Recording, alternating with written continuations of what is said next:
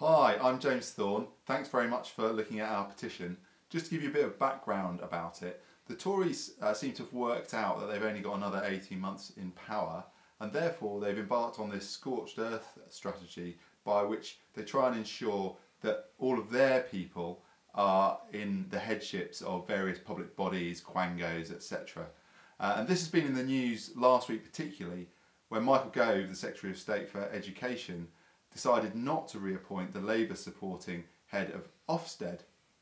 Now when he was called out on this, he said, no, it's not at all a party political issue. In fact, and I quote, if a revolutionary communist was the right person to head Ofsted, then they would be appointed. But he did also go on to add that if the right person happened to be somebody who'd given generously of their hard-earned money to Tory party funds, then they could be appointed as well, which made me wonder if he had someone in mind already.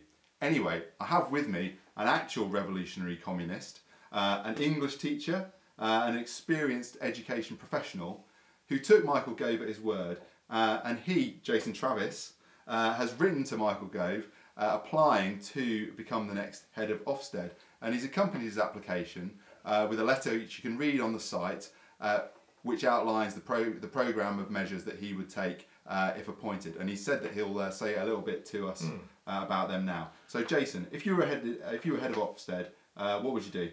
Well, I thought it was interesting to think about if Michael Gove was being serious, what would a revolutionary communist do as head of Ofsted? Of course, we all know that his increasingly outlandish claims are complete nonsense, but I thought let's take him at his word. So he also said in that same week that state schools should be indistinguishable from private schools. I certainly agree with that. It made me think, well, what about Eton, one of the most famous private schools in the country, where half the cabinet went to? Well, first of all, the average funding per pupil at Eton, fees for Eton, is £33,000 a year. So why not fund state school pupils the same generous funding? Average class sizes of between 10 and 15. So I think that would be a very good measure.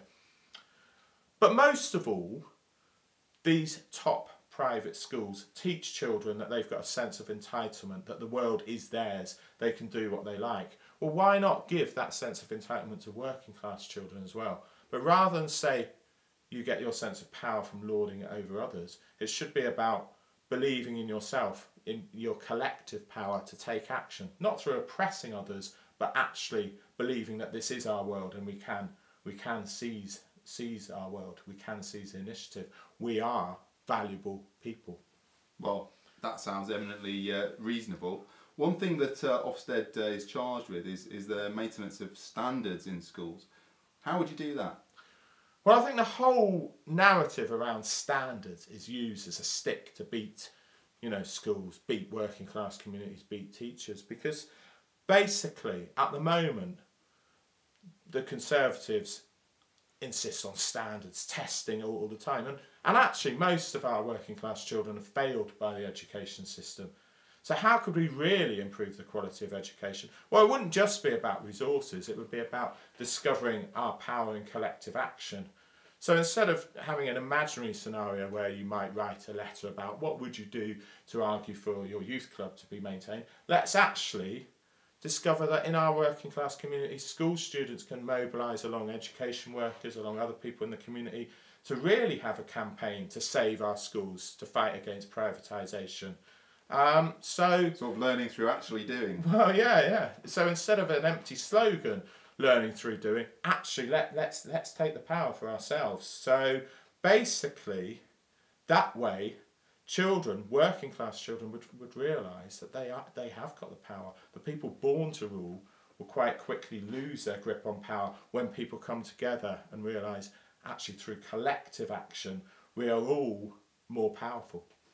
So that's, and finally, I mean, Ofsted, I think, is used in a very punitive way at the moment, whereas what we actually need is accountability, definitely, but to the students and to the families themselves. Yeah. So schools run democratically as part of a democratic society, not a stratified society where a very small percentage of the population run things while they're cutting services and cutting the life chances of millions and millions of people.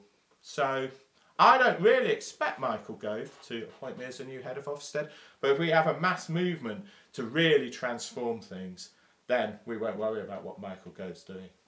Okay, Jason, thanks very much. So what you've heard there is a little bit of the revolutionary communist perspective on how to run Ofsted.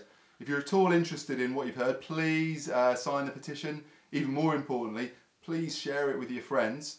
And remember, you don't have to be a revolutionary communist to want a fairer future for our children. But it does help.